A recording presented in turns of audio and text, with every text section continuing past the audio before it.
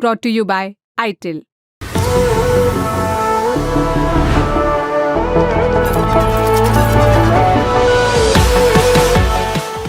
झारखंड के पूर्व मुख्यमंत्री चंपई सोरेन 30 अगस्त को भारतीय जनता पार्टी में शामिल होने जा रहे हैं। जेएमएम यानी झारखंड मुक्ति मोर्चा के बागी नेता ने गृह मंत्री अमित शाह के साथ मुलाकात के बाद बीजेपी में जाने का फैसला किया है। असम के सीएम हिमंता बिस्वा शर्मा ने सोशल मीडिया प्लेटफॉर्म एक्स पर इस बात की जानकारी दी। हिमंता बिस्वा शर्मा ने 26 अगस्त को एक पोस्ट शेयर किया जिसमें उनके अलावा चंपई सोरेन और अमित शाह भी नजर आ रहे हैं। इस फोटो के कैप्शन में बिस्वा ने लिखा, झारखंड के पूर्व मुख्यमंत्री चंपई सोरेन ने कुछ समय पहले केंद्रीय गृह मंत्री अमित शाह से मुलाकात की। वो आधिकारिक तौर पर 30 अगस्त को रांची में बीजेपी में शामिल होंगे। हमने कुछ नया अध्याय शुरू किया है और नया अध्याय पहले तो सोचा था हम संन्यास ले लेंगे, बाद में जनता कार्यकर्ता उसका हौसला उसका मांग, तब हम बोला सक्रिय रूप से राजनीतिक में ही रहूंगा। पहले तो हम सोचा था संगठन बनाएंगे नया, समय का कमी और झारखंड प्रदेश का कुछ अलग ही परिस्थिति है। हम बड़ा मंथन करने के बाद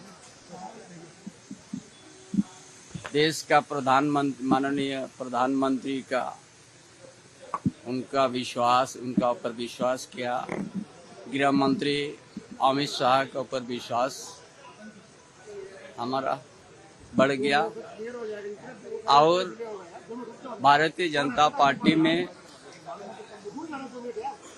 शामिल होने का हमने निर्णय ले लिया। कोई भी कुछ कहे, हमने बड़ा संघर्ष किया है। हमारा इतिहास, हमारा संघर्ष झारखंड प्रदेश में आईना की तरह है।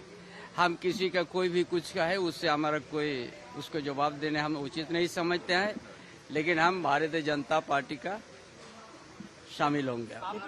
दरअसल 31 जनवरी 2024 को ईडी ने मुख्यमंत्री हेमंत सोरेन को गिरफ्तार कर लिया था। गिरफ्तारी से पहले हेमंत सोरेन ने सीएम पद से इस्तीफा दिया और उनकी जगह चंपई सोरेन को मुख्यमंत्री बनाया गया। 28 जून को हेमंत जेल से बाहर आ गए, फिर 3 जुलाई को चंपई सोरेन से इस्तीफा ले लिया गया और एक बार फिर से हेमंत सोरेन झारखंड के मुख्यमंत्री बन गए। इसके बाद 18 अगस्त को चंपई सोरेन की अचानक कोलकाता के दमदम एयरपोर्ट से दिल्ली जाने की खबर आई। दोपहर करीब 12:30 बजे वो दिल्ली एयरपोर्ट पर लैंड करते हैं। उनके लैंड करते ही चर्चाएं शुरू हो गई कि वो बीजेपी के दिग्गज नेताओं से मुलाकात करेंगे। उनसे सवाल पूछा गया कि क्या वो बीजेपी में शामिल होने वाले हैं। तब चंपई ने साफ कह दिया था, मैं जहां हूं वहीं रहूंगा। अपना निजी काम के लिए हम आए हैं। जी सर। हमारा बच्ची रहता है, उससे देखने के लिए आया है जी।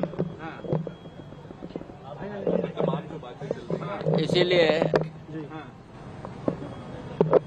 अपना निजी काम है, दिल्ली आना जाना होते रहता है। आज भी हम आए हैं जी।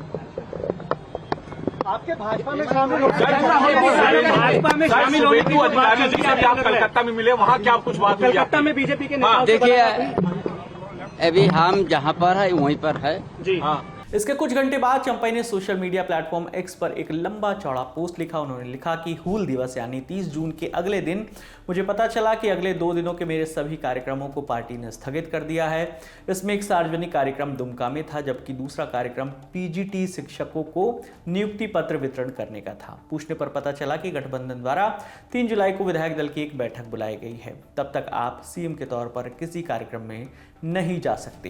क्या लोकतंत्र में इससे अपमानजनक कुछ हो सकता है कि एक मुख्यमंत्री के कार्यक्रमों को कोई अन्य व्यक्ति रद्द करवा दे? अपमान का ये कड़वा घूंट पीने के बावजूद मैंने कहा कि नियुक्ति पत्र वितरण सुबह है, जबकि दोपहर में विधायक दल की बैठक होगी, तो वहां से होते हुए मैं उसमें शामिल हो जाऊंगा। लेकिन उधर से साफ इनकार कर दिया गया। उन्होंने इस ट्वीट में आगे लिखा था कि 2 दिन तक चुपचाप बैठकर आत्ममंथन करता रहा, पूरे घटनाक्रम में अपनी गलती तलाशता रहा।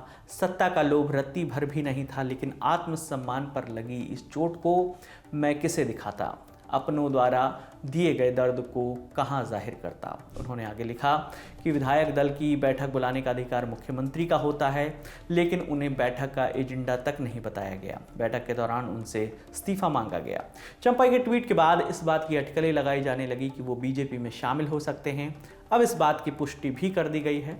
इस पर बीजेपी और जेएमएम के नेताओं ने क्या कहा, सुनिए। चंपाई सोरेन जी का भारतीय जनता पार्टी के परिवार में स्वागत है। अब जिस तरीके से उनको अपमानित किया गया था झारखंड मुक्ति मोर्चा में, उनको मुख्यमंत्री रहते हुए जबरन रिजाइन कराया गया, विधायक दल की बैठक बुलाई ली गई, उनको खबर तक नहीं हुई, मुख्यमंत्री रहते उनको कार्यक्रमों में जाने में और उनको जो सरकारी कार्यक्रम थे उसमें जाने में पाबंदी लगा दी गई थी। तो ये उनके लिए बेहद अपमान का मसला था और उन्होंने अपना रास्ता तय किया है।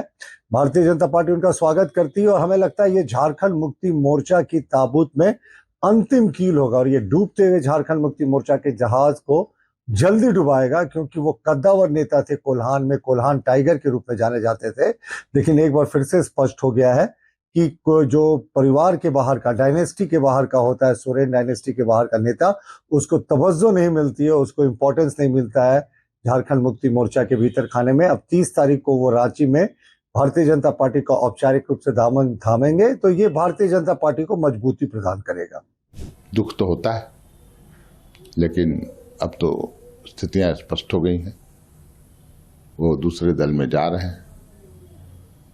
अब दूसरे दल में जाने का इम्पैक्ट क्या पड़ेगा, ये समय पर छोड़ देना चाहिए। मुझे लगता है इतिहास गवाह है, जो भी मुख्य धारा से छोड़ के गए हैं झारखंड मुक्ति मोर्चा से, उन्हें वो तवज्जो, वो प्रसिद्धि नहीं मिल पाई है जो झारखंड मुक्ति मोर्चा में रहते मिलती है। दूसरी बात, इस बात का भी सुकून मिलता है कि मैं उस पार्टी का सिपाही हूं जिस पार्टी के बदौलत भारतीय जनता पार्टी राष्ट्रीय पार्टी, सबसे बड़ी पार्टी, मिस कॉल वाली पार्टी, उनका वजूद भी टिका हुआ है हमारे नेताओं के भरोसे। लोकसभा में सीता सोरेन जी को ले जाओ, टिकट वाले कोई वहां कोई उम्मीदवार नहीं था, उनको टिकट दे दिया गया।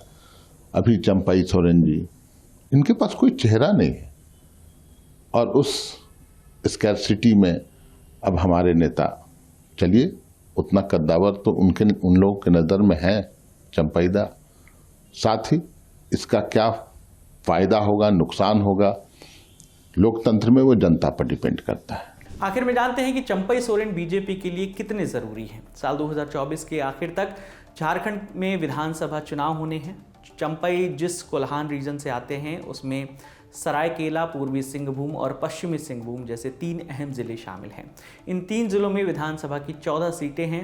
साल 2019 के विधानसभा चुनाव में बीजेपी का इस रीजन में खाता भी नहीं खुला था। वहीं चंपाई की पार्टी जेएमएम ने 14 में से 11 सीटें जीती थी। चंपाई खुद भी इसी क्षेत्र से आते हैं। उनके समर्थक उन्हें कोल्हान टाइगर कहते हैं। यही वजह है कि इन सीटों पर जीत में चंपाई की अहम भूमिका मानी जाती है। ऐसे में उनके बीजेपी में शामिल होने से बीजेपी को बड़ा फायदा मिल सकता है। फिलहाल इस खबर में इतना ही। आपके इस पूरे मुद्दे पर जो भी राय है आप हमें कमेंट सेक्शन में ज़रूर बताइएगा। आपके लिए तमाम जानकारी लेकर आए थे हमारे साथी रविराज। मेरा नाम है विकास वर्मा। देखते रहिए दी ललन टॉप। शुक्रिया। पेट दर्द हुआ, गूगल बोला हो सकता है ये कैंसर है। सिर दर्द हुआ तो रील बोली पक्का ये डिप्रेशन है। सच है क्या? बात है सेहत की तो भरोसा कीजिए भरोसेमंद लोगों पर।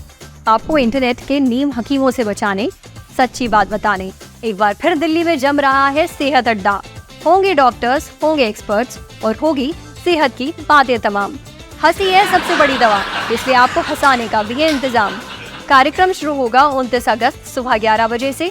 अगर आप भी बनना चाहते हैं सेहत अड्डा का हिस्सा तो डिस्क्रिप्शन पर दिए लिंक या वेबसाइट पर बने बैनर पर क्लिक कीजिए और रहिए हेल्दी। सेंसोडेंट के present Sehat Adda, co-powered by USP, your reliable health care partner, and doctor Basu eye hospital.